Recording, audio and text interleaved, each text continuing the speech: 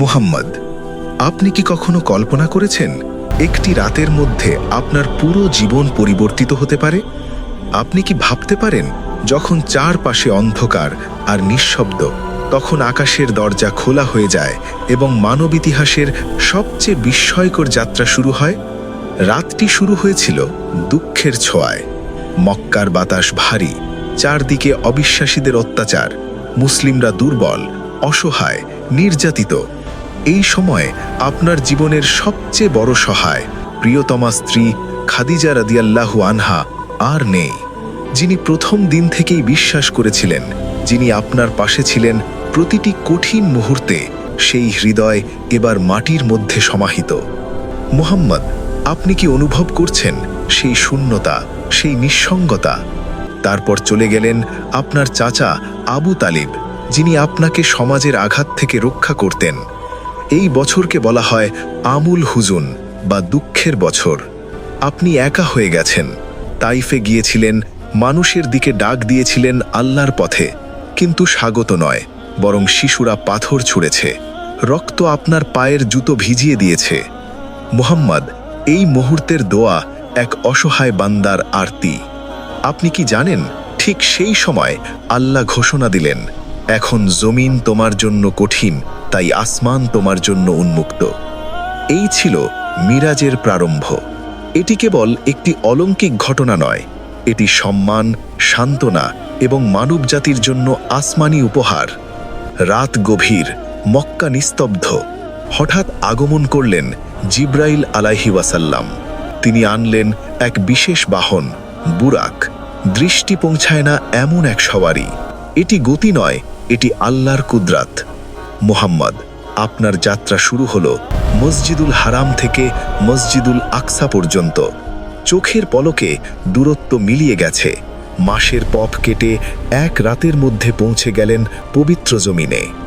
সেখানে উপস্থিত সকল নবী রাসূল, আদম, নূহ, ইব্রাহিম, মুসা, ঈসা, এবং আপনাকেই ইমাম বানানো হলো।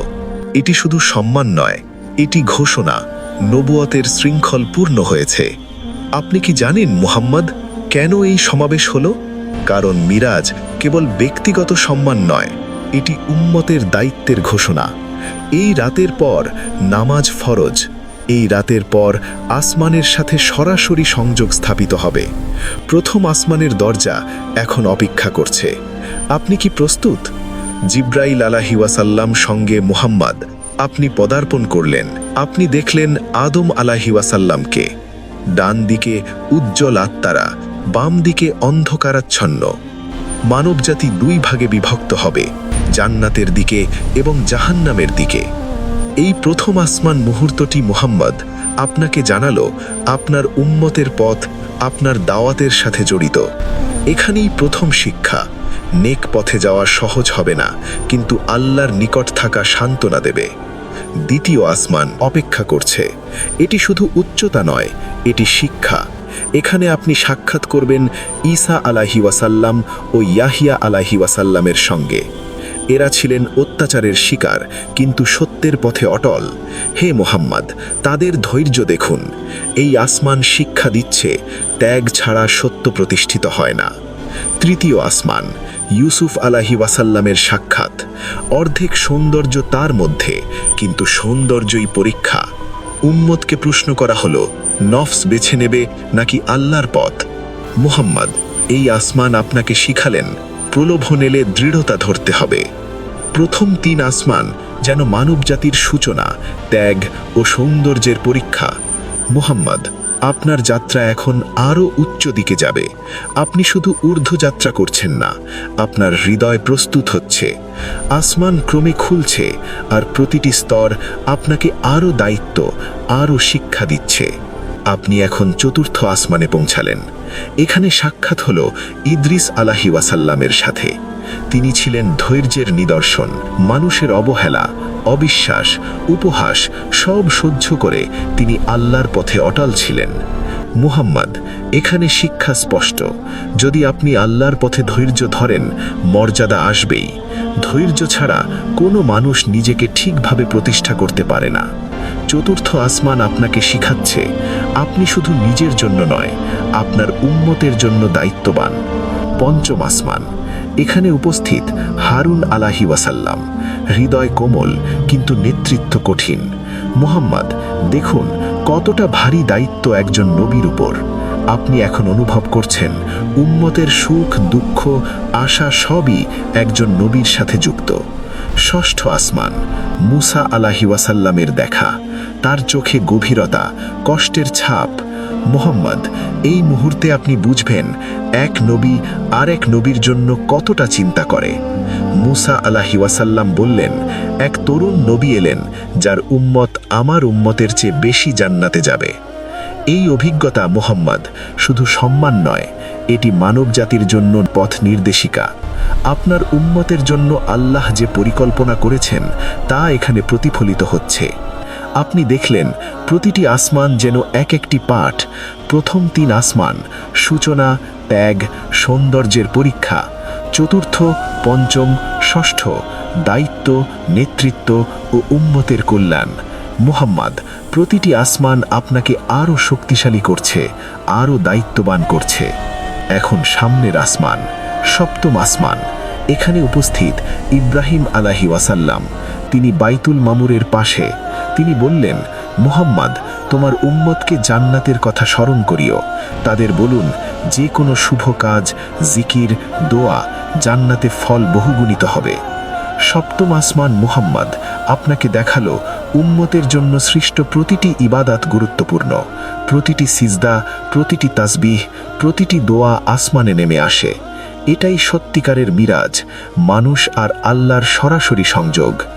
মানব জাতির জন্য যে রহস্য এবং উপহার এসেছে, 5 ওয়াক্ত সালাত।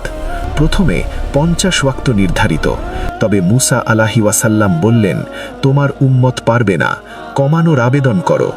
আপনি ফিরে গেলেন, আবার আবেদন করলেন। 45, 40, 30, 20, 10, শেষ পর্যন্ত 5 ওয়াক্ত। তবে সওয়াব এখনও 50-এর সমান। মুহাম্মদ, এই রাতের শিক্ষা স্পষ্ট। নির্ধারিত ইবাদাত, আল্লাহর নির্দেশনা, উম্মতের জন্য দয়া। এটি শুধু আপনাকে নয়, আমাদের সকলকে আসমানের নিকটে টেনে নিয়ে যায়।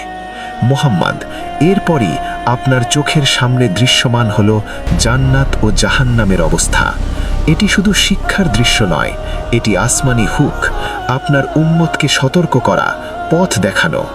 আপনি দেখলেন বাইতুল মামুর, প্রতিদিন 70,000 ফেরেশতা ইবাদত করে।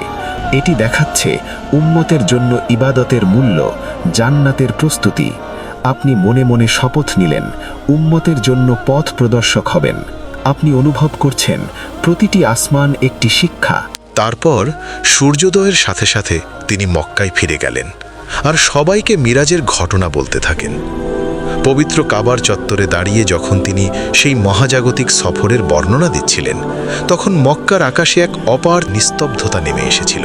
তার কণ্ঠে ছিল সিদরাতুল মুনতাহার সেই স্বর্গীয় নূর, এবং হৃদয়ে ছিল মহান রবের সরাসরি সান্নিধ্যের পবিত্র আভা।